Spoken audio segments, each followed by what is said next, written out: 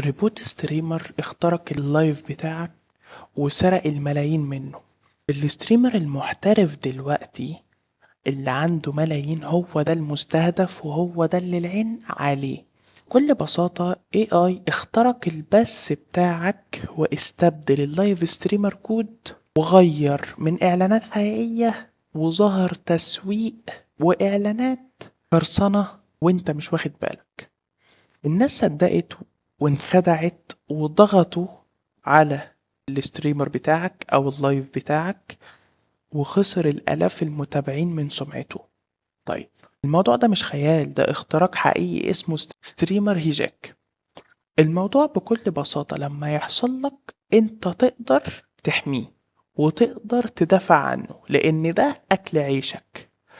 بكل بساطة لما حاجة زي كده تحصل انت تقدر تحمي نفسك بنفسك من غير ما تستعين بحد.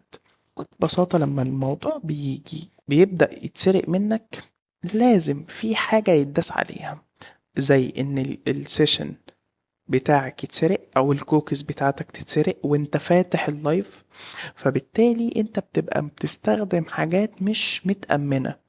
تاني حاجة ان انت وانت جوه اللايف حد في الكومنتات بعت لينك وحد من اللي على الحساب او من على اللي ماسكين الحساب وفاتحين اللايف عشان يراقبوا الكومنتات هم دول اللي ضغطوا على اللينك. بكل بساطة الموضوع دلوقتي ما بقاش خيال وما بقاش ريتش، الموضوع دلوقتي حقيقي.